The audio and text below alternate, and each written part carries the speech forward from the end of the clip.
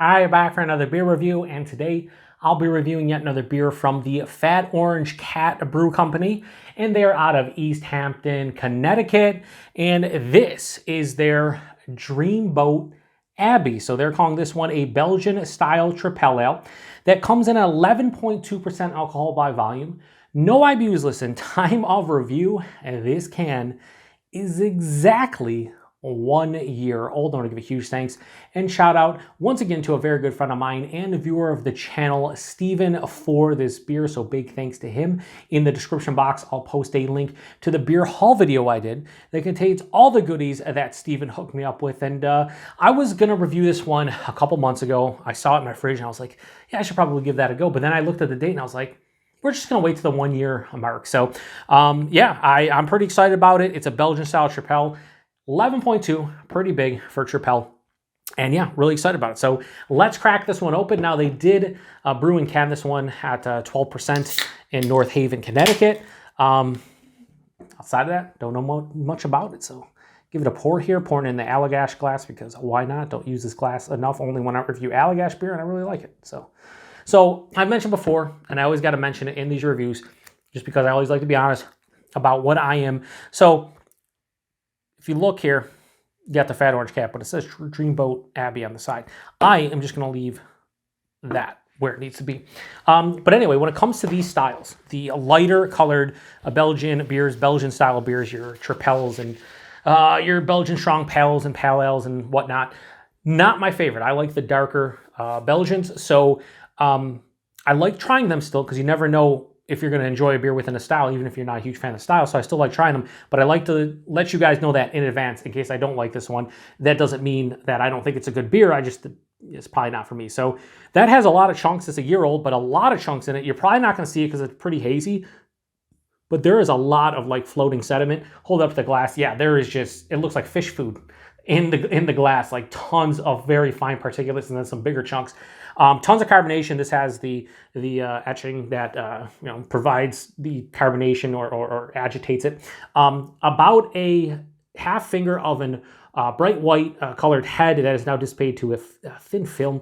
But yeah, it has that honey orange color. It looks like a Tripel, although a little bit darker than I'm accustomed to. Let's get a nose. It smells pretty good. So it has that, Belgian yeast ester, bubblegum, banana, fruity kind of vibe. But then it has the phenolic kind of, in this one, more like a coriander as opposed to a clove for me. A nice like breadiness too. The fruit is more like stone fruit, so apricot jam. Yeah, peachy. A little bit more banana, like almost like banana bread to some degree. Doesn't smell like 11.2. Like if I was doing this blind, I'd be like, okay, that's a Belgian beer. But even if I said it was a Tripel, there's no way it smells like it's over 11%. But yeah, I think the yeast is definitely doing its job here. Big banana, big bubblegum. It's fruity, has that coriander, maybe a touch of clove. Maybe even like a white pepper kind of feel. Damn, it smells pretty good. Let's get into it. Cheers, everybody. Thanks again, Steven.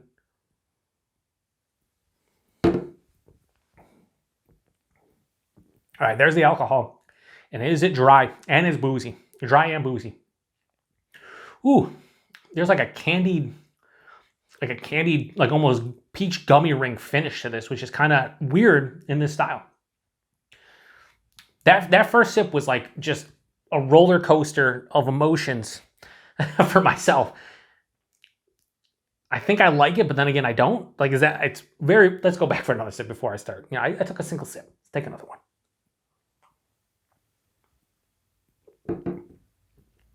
Body, lower side of full body, pretty big. 11.2% might be thin, but for this style, I think perfect. The mouthfeel, just like a lot of Belgian beers, it has a smooth, creamy kind of vibe to it, but it maintains the moderate carbonation here. This is like a little bit over moderate in terms of carbonation, but it's smooth and creamy at the same time. So I think the body and mouthfeel are actually pretty damn good. The taste itself, I have a love and hate relationship with it. There's parts of the actual taste that I really thoroughly enjoy, and then there's others that I'm just like, get it away from me. So we'll try to expand on that because I'm still trying to process it with my puny brain. So forefront, that bready apricot jam almost like, instead of orange marmalade on like a, I would say more of like just a white bread, it's more like apricot jam on white bread, right at the forefront. Starts to pass through. The bready kind of nature starts to dissipate. You're still left with that apricot, but then the actual esters, banana, bubblegum take over. So now instead of like apricot jam on bread, now it's just kind of like banana, like a slight banana bread essence. As it continues on, that starts to dissipate. And a white pepper, a coriander kind of dryness hit me. And this finishes full on dry with a mild to moderate bitterness, like smack dab in the middle, but this is way more dry than bitter. And then there wasn't no peach, but like a peach appears, and it's like a candied peach, like a peach gummy ring, something to that, in that realm, but not exactly like a peach gummy ring. So it's like, it brings it down and it goes back up, brings it down, goes back up in terms of how I'm enjoying it, because I'm not a huge fan of that super dry finish. And that peach gummy ring-esque kind of feeling to it wins me back. This is a very interesting beer. That is the best way to describe it. Like, especially for the style. Like, I've had beers within the style that I've really not cared for. I've had beers within the style that I absolutely love. This, on the other hand, is a little bit of column A and a little bit of column B.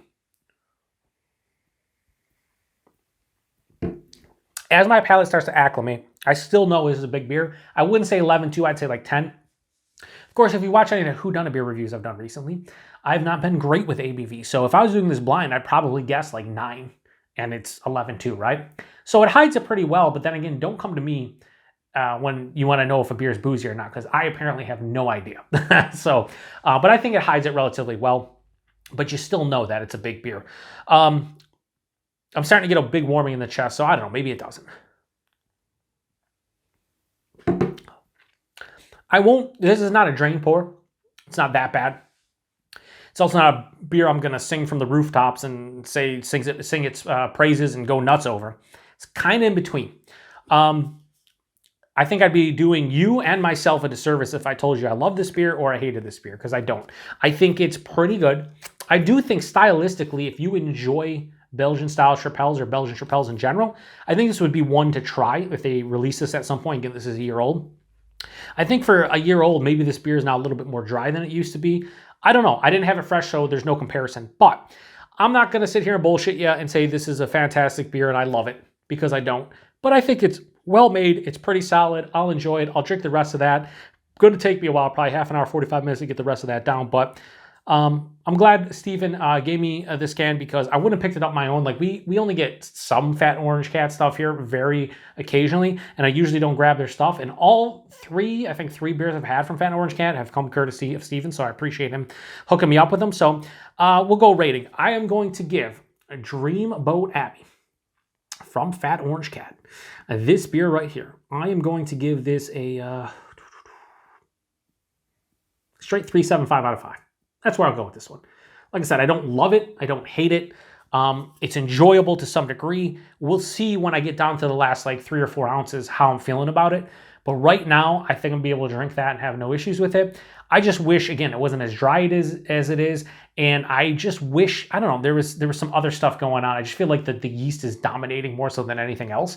But it's kind of typical for the style. So anyway, price point availability, I have no idea. Steven gave this one to me. So Steven, if you know what you paid for this, or anybody else out there, I would hope like a 4-pack of this is like, no more than like 15, 16 bucks. And availability is Fat Orange Cat. If you see them in your neck of the woods, you probably should have seen this at some point. I don't know if this is something they release on a yearly basis. So by the time you see this review, maybe they have a new batch of this out. That'd be fun. Maybe I should have waited to see if they released a new batch and to do like a comparison review, but I can't drink 11.2 percentage beers anymore at the same time. Just can't do it. So anyway, huge thanks to Steven. Thanks to everybody stopping by for another beer review here on the Beer Patrol. To the next one. Cheers.